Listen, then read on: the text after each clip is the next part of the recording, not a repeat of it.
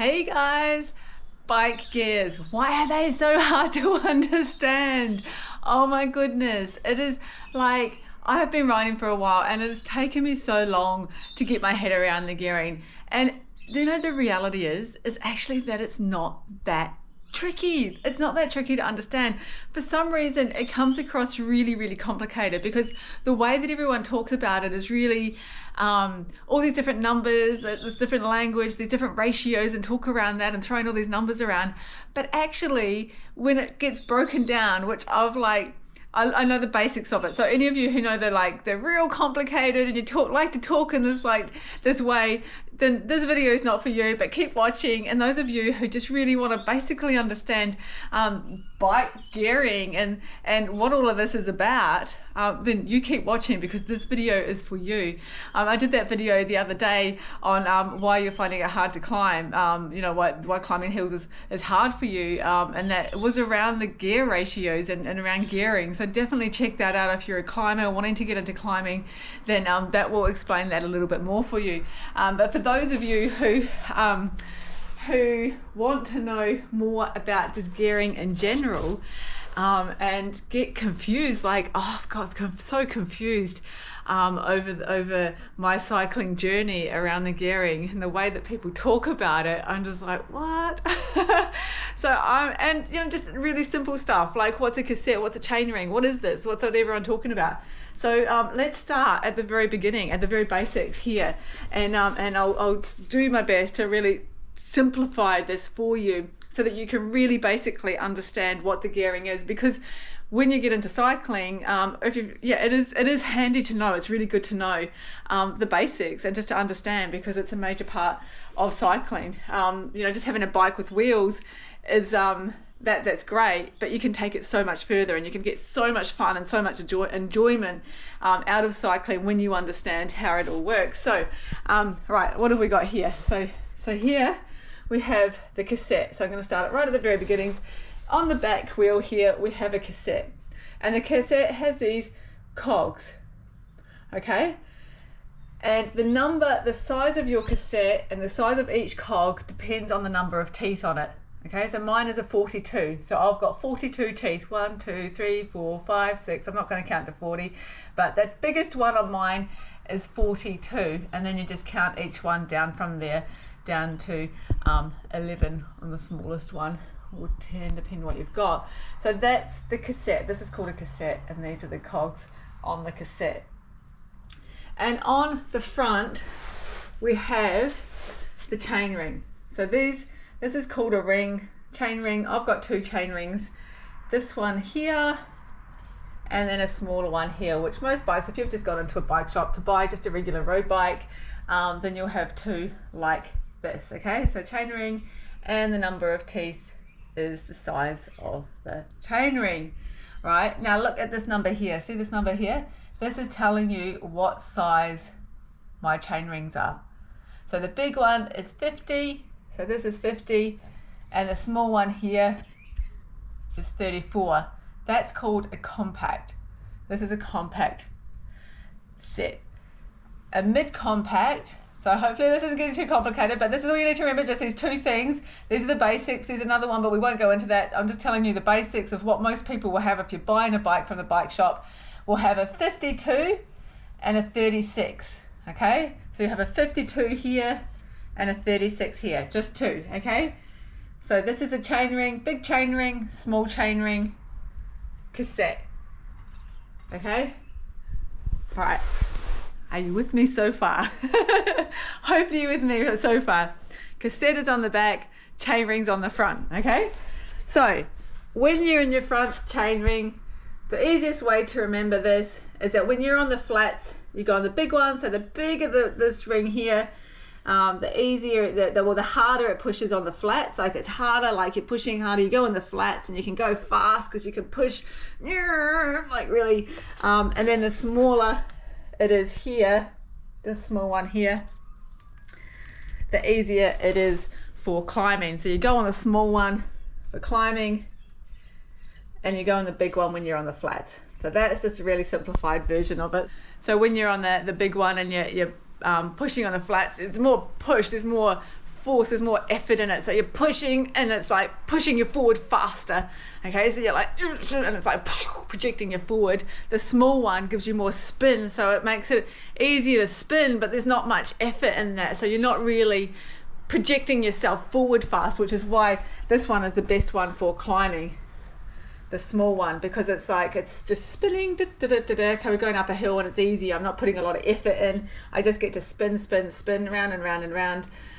The big one on the flats, put a lot of effort in, pushing, and it projects you forward faster. The small one just spinning, but it means when I'm on a steeper gradient, on steeper gradients, so I'm going uphill, I can just spin, but my bike's going to keep, the wheels are going to keep turning over without as much effort.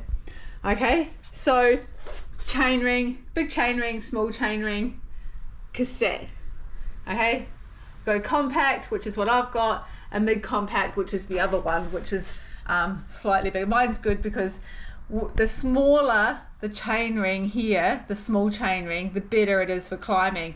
So because you can generally get two, you get the 50 big one, 34 small one, which is what I've got.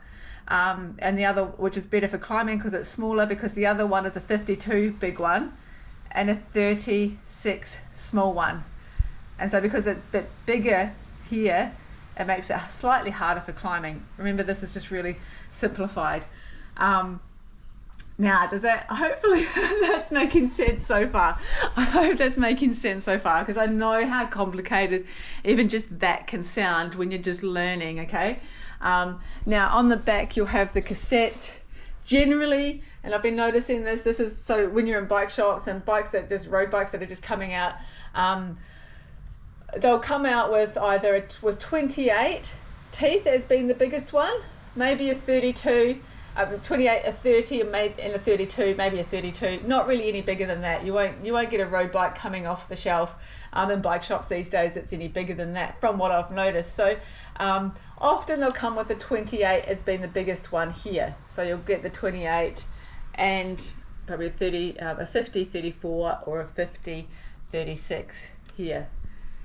So 28, as you can see here, isn't going to be much when you're climbing. If you're into climbing, 28 is going to be really hard to climb on. I've got 42 teeth here, which means I have a lot of just spin power. It means I can just really just turn it over like this on a 42. It's easy for me to climb.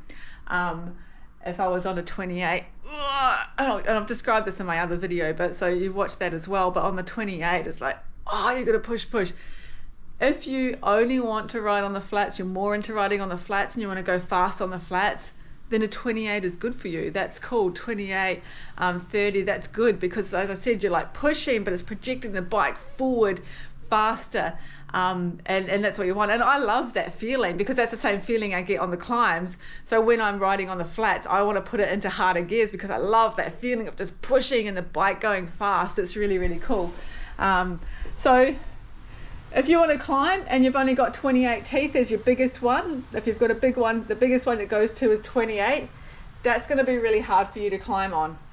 Okay, and I'm talking road bikes here, I'm not talking mountain bike, which I've got a mountain bike because one's here, but and then the smaller, the 34 is going to be much easier. If you count your teeth on the smaller one here, or you see the thing and it says 36, that's going to be a little bit harder to climb than what it is if you've got a 34 on the front here. It's a small one. So remember, the small one's for climbing, the big one is for going on the flats, because that's harder to push on. But it gives you that. Okay. Is that still simple? Is that still kind of simple? I can elaborate more on this. If you've got questions or you want to know more, or something like, can you just like elaborate on that? Then let me know in the comments. But if you want to get into climbing, then you need to get a bigger cassette. And this is what I talked about in my other video. If you want to get into climbing and you want to climb easier, then you need to get a bigger cassette. Now most bikes, as I said, will come out of the shops with a 28 has been the biggest, 28 teeth one, maybe a 30 or a 32. And so you want to go bigger. That's okay for climbing, but if you really want to do lots of climbing and get into climbing, go bigger. Go to a 40 or a 42 like I've got. So just really breaking this down to the real simpleness here. Chain rings are at the front, cassette is at the back. The cassette is made up of these different cogs, which is what you're gearing, which is when you change gear, it moves up and down through these. The big one is easier, so the big one is when you're on the climb. The smaller ones are when you're on the flat. You just feel it out, what feels right, for you on the cassettes here. And here, the big one here, and this is what I think could be quite confusing, is the big one here on the front is for the flats. The big one here on the back is for on the hill, on the climb. It's easier. So big one on the front is for the flats, big one on the back is for on the climbs. So if you're here on the front, you're on the big one, and then you're here, that means you're on the real flats and you're pushing yourself really fast because it's harder to push and you're getting more, you project. Here, if you're on a small chainring on the front, that's easier for climbing, and then you have this here, and I should be easier if I change this, but the small one here onto the back one up here, that is what you want to climb. That will get you up. For me, that will get me up pretty much any climb. Big on the back makes it easy, with small on the front. I hope that makes a little bit more sense. Yeah, and the thing that I've found is like people, so they talk about this, the ratios and the compact and mid-compact. So, that's that's the chain rings here, and the ratios of what you've got.